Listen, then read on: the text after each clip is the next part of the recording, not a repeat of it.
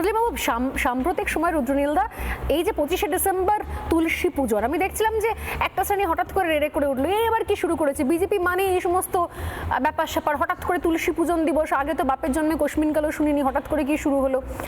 আমরা কি কি জিনিস শুনে শুনে অভ্যস্ত হয়েছি, কোন কোন জিনিসগুলোকে আমাদের সংস্কৃতিতে আমরা সম্পৃক্ত করতে করতে এগিয়ে গেছি, কোনটা আমাদের কাছে মনে হচ্ছে এ আবার কি, এটাই তো ন্যাচারাল, এটাই তো হওয়ার কথা। আর যখন অরিন্দম দ্বারা এই ধরনের বক্তব্যগুলো বা এই ধরনের ন্যারেটিভগুলো সামনে নিয়ে আসেন, তখন একটা শ্রেণী আকাশ থেকে পরে এরকমও হয়েছে। সেন্ট জেভিয়ার্সের কথা বলছিলাম, ডিরোজিওর কথা শুনছিলাম, তার থেকে বড় কথা হচ্ছে এই যে এই সময়টা, আমি আবারও বলি, বছরের শেষ রবিবারের আমরা আলোচনা করছি, আমরা কি সত্যি সত্যি অনেকটা দূর ভেসে গেছি? মানে গোলামির জন্য ব্রেন ওয়াশ হয়েছে আমাদের সিস্টেম, এডুকেশনাল সিস্টেম এভাবেই চলেছে, নাকি আসলে বাঙালি এরকমই সব কিছু তাড়াতাড়ি গ্রহণ করে নেয়, তাড়াতাড়ি সেটাকে নিয়ে তার মধ্যে সম্পৃক্ত হয়ে যায় এবং নিজের শিকড়টাকে ভুলে যায়? কোনটা? বাঙালি একটু হুজুগে রয়েছে, এটা নিয়ে আমরা নিজেরাই আনন্দ করি, মজা করি, কথাবার্তা বলি।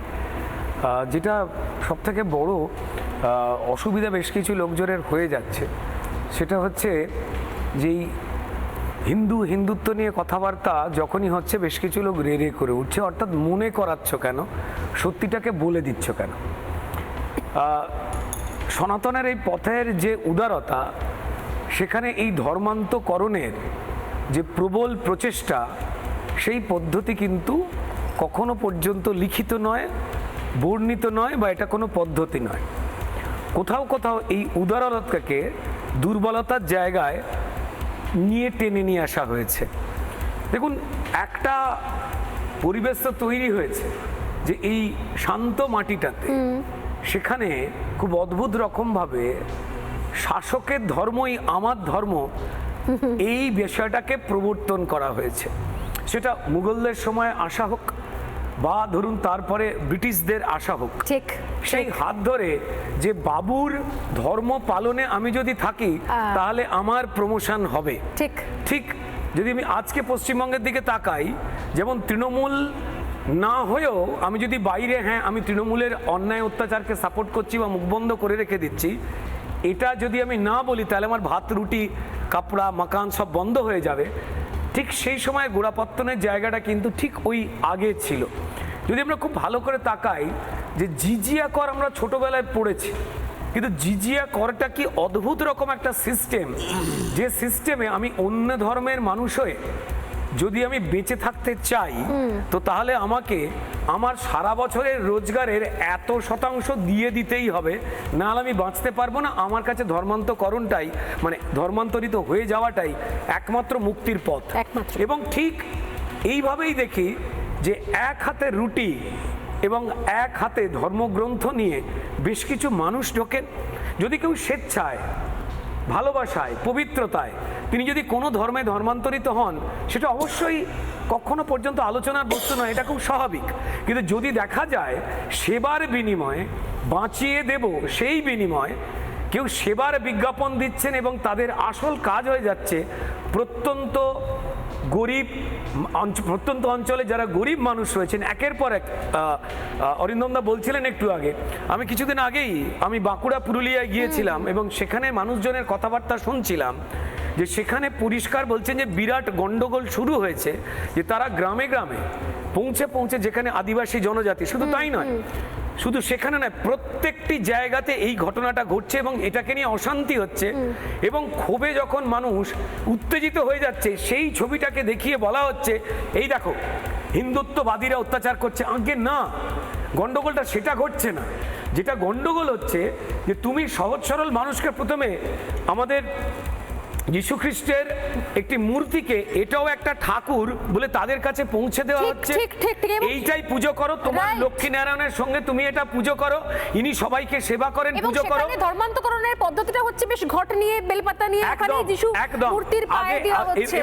এবং বড় বিপদের অঙ্ক হচ্ছে, আস্তে আস্তে তাদেরকে যে সুযোগ সুবিধাগুলোকে পাইয়ে দেওয়া হচ্ছে, ওই বিদেশি ডলার পাউন্ড যেখান দিয়ে ঢুকছে, সেটাকে পাইয়ে দিয়ে তাদের বলা হচ্ছে এবার এটা রোজ পেতে গেলে, এবার বাচ্চার বেবি ফুডটা পেতে গেলে, বইটা পেতে গেলে তোমাদের নিয়ম করে চার্চে আসতে হবে, না হলে কিন্তু ভগবান যীশু খ্রিস্ট রাগ করবে।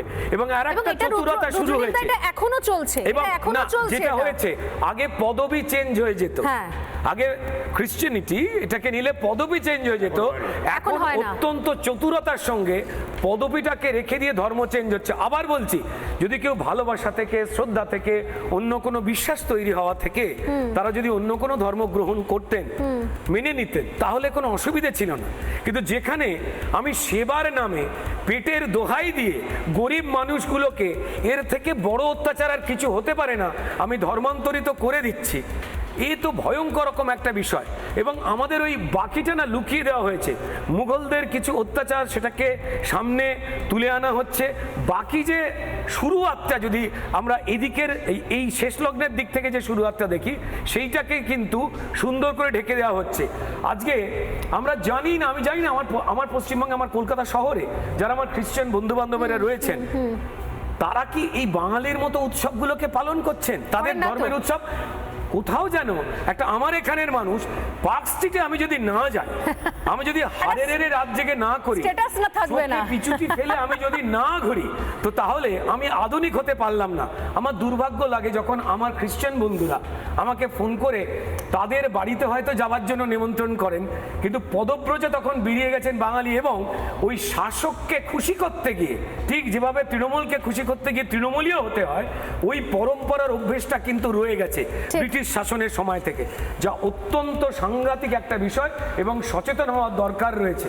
আমি যদি ভালোবেসে কোনো ধর্ম গ্রহণ করি, ইটস ওকে, কিন্তু শর্তের বিনিময়, সেবার বিনিময়, পয়সা কড়ির বিনিময় আমি যদি কাউকে পাল্টে দিই, গরিব মানুষদের, এর থেকে বড় সংগঠিত অপরাধ আর কিছু হতে পারে না। আমি তো বারবারই দেখি, মানে আমি বলতে বলতে মনে পড়ছে আমার বিভিন্ন, আমাদের পরিচিত সার্কেলে আমি দেখেছি হরি মুর্মু, কিন্তু মাঝখানে একটা ফ্রান্সিস ঢুকে বসে আছে, হরি ফ্রান্সিস মুর্মু। ভেবেই পাইনি যে এত গরিব একটা প্রান্তিক মানুষ, সে কি করে, কোন সচেতনতা থেকে, কি বুঝে, কি জেনে তার নিজের ধর্ম ছেড়ে অন্য ধর্মতে চলে গেল এই আদিবাসী ছেলেটি।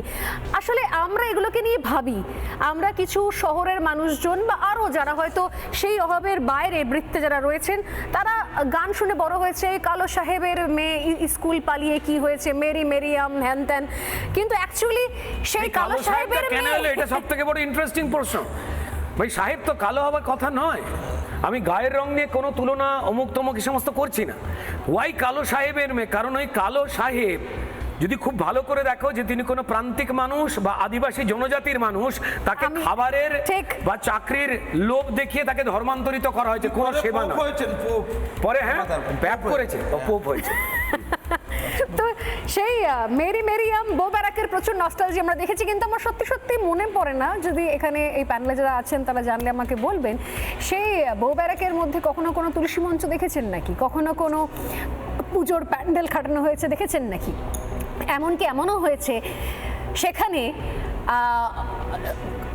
বিশেষ এই উৎসবে, এই এই ক্রিসমাসের সময়তে কেউ ভিডিও করতে গেলে, কেউ কিছু সেখানে ছবি তুলতে গেলে, তারা সেটাকে আটকে দিয়েছেন। বিগত কয়েক বছর এমন বহু ঘটনা ঘটেছে এবং সেটা বেশ মানে সিরিয়াস দিক পর্যন্ত গেছে, এটা মারামারির জায়গা পর্যন্ত গেছে, এমন আমার মনে পড়ছে।